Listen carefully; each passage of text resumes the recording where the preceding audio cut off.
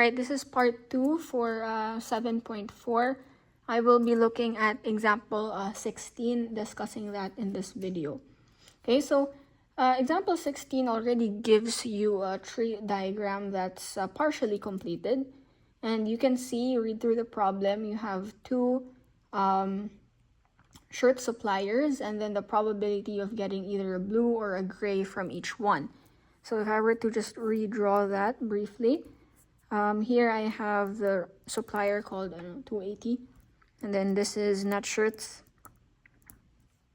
Okay, it's telling us that this part is 0.73, and then it branches out another time. This is blue, this is gray, this is blue, this is gray. Okay, and then this is 0.16, this is 0.8. Okay, so that's the given tree diagram. For letter A, you're asked to copy and complete the diagram.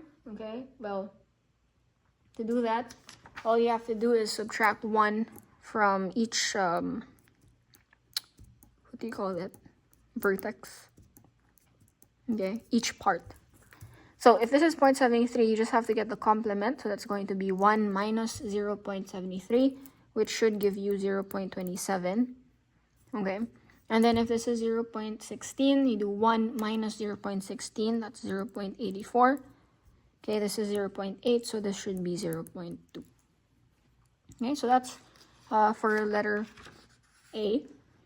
For letter B, calculate the probability that a t-shirt randomly chosen one morning is gray. Okay, so that means I need to look at all of the possibilities, all of the ways I could possibly get a gray shirt. Okay, considering the probability of getting it from one supplier and considering the probabilities within each supplier. So to do that, I will figure out the probability of getting a gray for each one. So let's start with this first supplier. So I already know that there's a 0.73 chance of me landing on this supplier. Now from this, what's the chance of me getting a gray? Now because I'm going from one segment to the next, as explained in my previous video, okay, I will be multiplying these numbers. Okay, now this is one probability of me getting a gray from this supplier. But I can also get a gray if I consider the Netsshirts as my supplier. Okay, and so that means because I'm moving, or if I'm going from here to here, they're sharing the same point, if you will. I will have to add. Okay, now 0.27, I'm going to multiply that to the probability of getting a gray shirt, which is 0.8. Okay, and then just plug and play. So, enter this into your calculator, and you should get 0.3328. Okay. Now for letter C. By the way, the reason I didn't stop at 3 sig figs for this one is because you'll need that answer for letter C. So for a more accurate result, I wouldn't round at this point yet. Okay, letter C. Given that Mark chooses a gray t-shirt, determine the probability it was supplied by Netsshirts. Now, the first thing you should notice is the word given. Okay, and the fact that there's given, that word implies that this is most likely going to be your conditional probability. Okay, now please recall that there is a rule in conditional probability that says probability of A given B is actually equal to the intersection of the two over the probability of that given.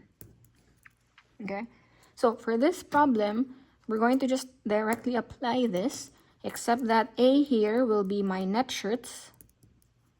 Okay, and then my B here is the probability of getting a gray shirt. Okay, so here, this is the probability of getting a gray shirt. And then here, intersection, remember, means and. So Netsshirts and gray.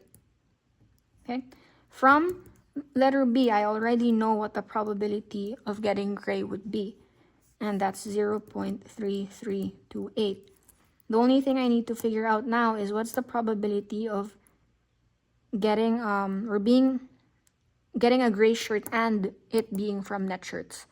Now, to do that, you'll just refer to your tree diagram and notice that Netshirts and gray are in this part, and because they're different segments, what I'll have to do is I'll just have to multiply these two numbers.